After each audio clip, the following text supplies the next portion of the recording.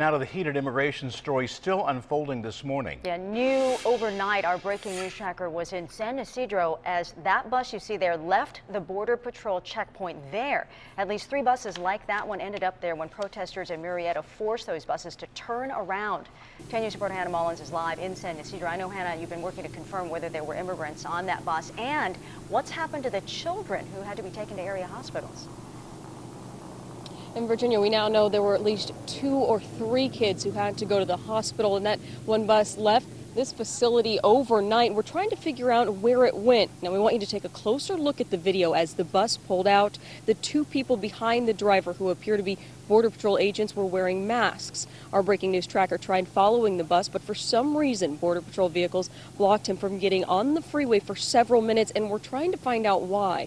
Now, yesterday, when the 140 undocumented immigrants hit a wall of protesters in Murrieta, they headed to San Ysidro. They had medical checkups overnight at the Customs Border Protection offices before they could get processed. And we've learned at least 2 or 3 kids were taken to local hospitals. We're told more could follow. And there doesn't seem to be a whole lot of transparency, so we're trying to find out why we were blocked from following that bus overnight. We're live in San Ysidro. Hannah Mullins, 10 News.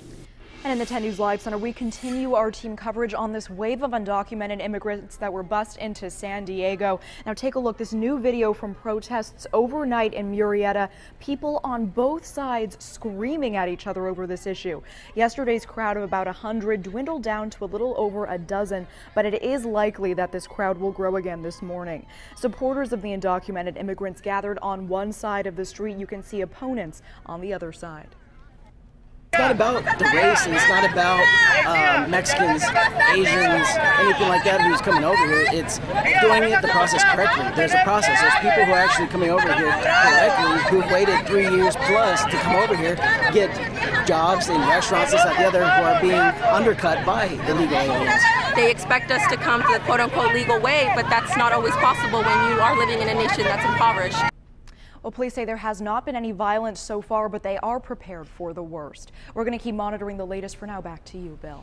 Well, once everybody is screened for health issues, the Border Patrol will finish processing them at one of these 7 facilities in Southern California, mostly in San Diego County, as you can see.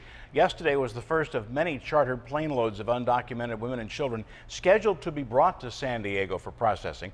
Groups are expected to arrive at Lindbergh Field every 3 days. That's about 140 each day at a cost of $70,000 for each charter flight.